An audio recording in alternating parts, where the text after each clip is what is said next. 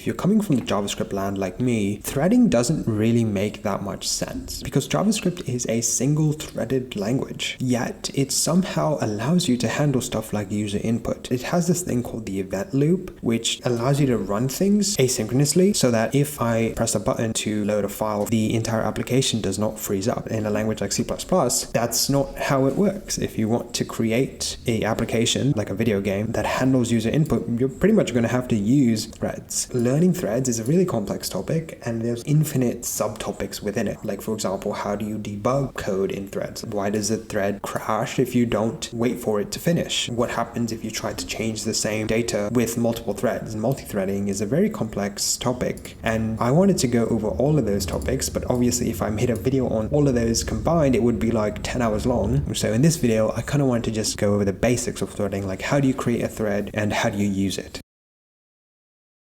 The first thing to note is that the standard library added threads in C++ 11, and that's the threads that we're going to go over today, but you should note that there's a couple different ways to do threads. Before C++ 11, if you wanted to use threads, you'd have to use the pthread library. If you've taken an operating system, so you've written code in C, that's kind of how you would have had to done it before. And the reason that they created the thread library was because there's a lot of nuance to writing code with threads like this, so they said, all right, let's simplify this and let's create a thread in the standard library that people in C++ can use, and this is what we're going to go over today. But you should also be familiar with JThread. JThreads is kind of like the more modern way to do it. It's in C++ 20. I'm going to go over this at some point, but I think it'd be helpful to just start with threads in this video. So with all those disclaimers out of the way, let's talk about how do you create a thread.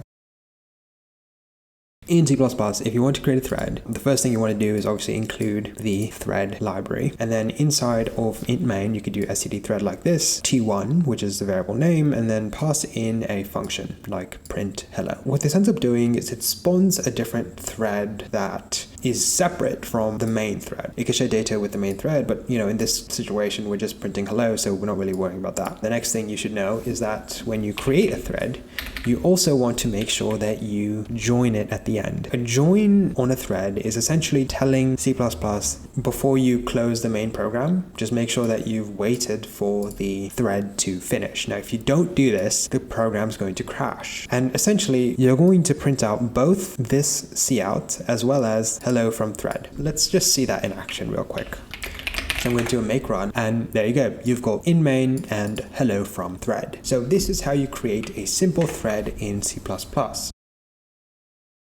The interesting thing about threads is that they can actually run in a different order than you might expect. We're saying print hello here, but somehow when we look at the result, it's actually printing after in main. And that's because it has to do a couple of things to set its own structure up. And so that's why even though we're creating this thread here, it's actually running after printing this line of code. For example, if I just said print hello like this, it can run in any order. This might run first before this, it might run after this, it might run after this. It's kind of all dependent, and a good way to see that is if I comment this out and I print main a couple times like this. Let's see what happens. This time, again, hello from thread ran all the way at the end, but let's just keep trying. I've ran the program a couple of times and eventually I got it to work in that we're printing out main 7 different times and hello from thread actually printed out in between those couts. The point here is that this function can be printed out at any point. It depends on whenever the thread is running.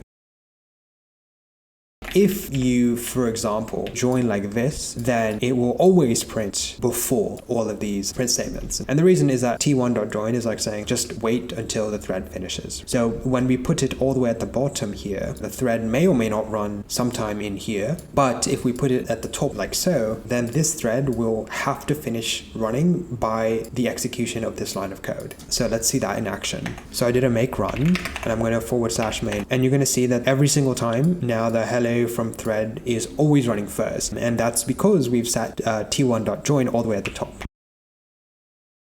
And while we're at it, we might as well take a look at how to pass in parameters. Suppose you had a function like add, which takes in int x and int y, and you want to print the result x plus y. You can create a thread for this and pass in the variables like so. You std thread t2 add 1 and 2 like so, and let's make sure that we join it as well. So if we do if t2.join joinable t2.join. Why don't we do this at the end? The whole point of a thread is that it runs separately. If you create a thread and then you immediately join it, I don't even know if there was a point in it, because that's no different than just calling the function like so. Presumably whatever this function that you're calling takes time or something of that nature. Joining the thread right after creating it is pretty much the same as just calling the functions like so. So let's make sure that we don't immediately join these, but instead we do it at the end of the function right before our program exits. And yeah, let's run this and see what happens. We should see in main hello from thread and the variable 3. So I've ran it one more time and you can see here that the add function completed very quickly. So that's why it happened right after the first in main, but the other thread took a bit longer, so it ended up completing at the end. I ran it once more and you could see here that the add function once again completed very quickly, and the